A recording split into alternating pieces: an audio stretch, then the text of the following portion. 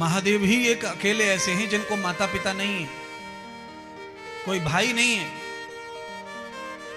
अब इनको माता पिता नहीं, कोई भाभी नहीं है, भैया नहीं है, तो फिर इसका सीधा है कि सती के लिए देवरानी जेठानी कोई नहीं है, सास ससुर कोई नहीं है। कौन देवरानी जेठानी नहीं है, कौन सास ससुर नहीं है, तो कौन अंदर लेगा महल में? तो शंकर ही सर्वम प्रभम, शंकर सब कुछ है।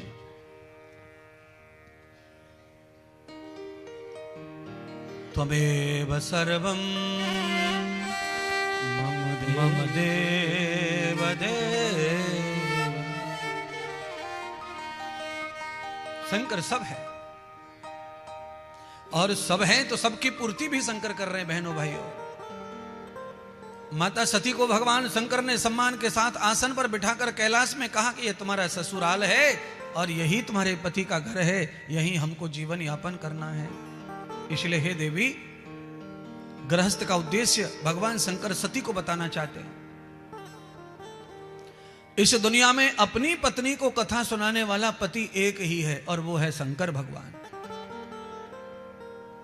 शंकर भगवान के अलावा सबने गुरु से कथा सुनी है, पर शंकर ने स्वयं अपनी पत्नी को कथा सुनाने का प्रयास किया। हे देवी, ये ब्रह्म मंत्र है, ये राम नाम है, इसका जाप करो, और ये राम की कथा है, इसका श्रवण करो।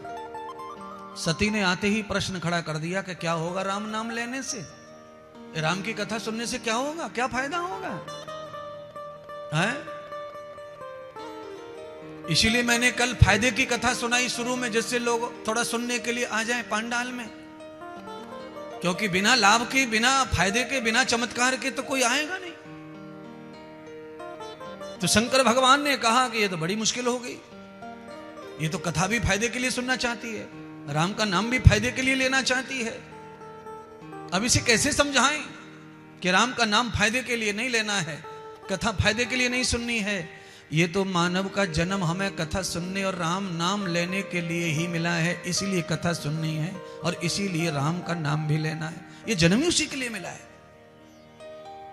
आप गारंटी से जब आप स्वाध्याय अच्छी तरह से अध्ययन करेंगे आध्यात्म का, तो आप समझेंगे कि इस जन्म का उद्देश्य मात्र यही है।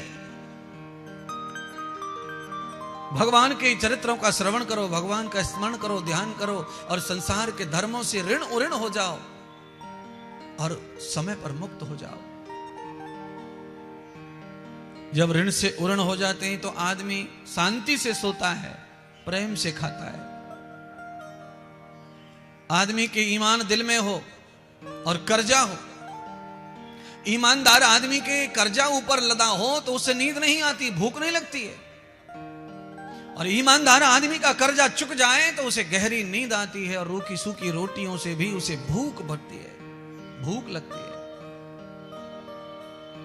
बेईमान आदमी चाहे जितनी बेईमानी कर ले, पर उसे नींद नहीं आ सकती है।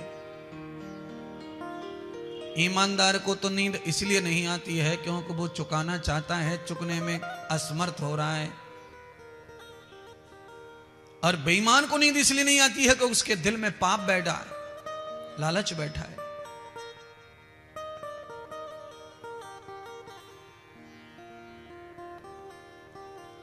भगवान शिवजी ने गृहस्थ प्रारंभ करने से पहले सती को समझाया कि देवी, मेरा और तुम्हारा गृहस्थ शुरू तब होगा जब तुम राम नाम जपोगी और कथा हरि सुनोगी।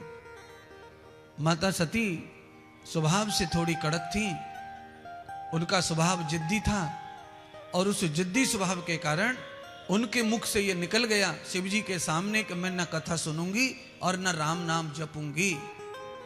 अब तो शंकर भगवान भी जिद्दी और सती भी जिद्दी, क्या करें? सती ये कहे कि मैं नहीं जपूंगी, मैं कथा नहीं सुनूंगी। शंकर कहे कि बिना कथा सुने, बिना राम नाम जपे मैं तुम्हें स्पर्श नहीं करूंगा, मैं गृहस्थ में जाऊंगा ही नहीं, तुम्हें राम जी को मानना ही पड़ेगा। समस्या खड़ी हो गई घर में महाराज। अब जब समस्या खड़ी हो गई घर में तो क्या करना फिर?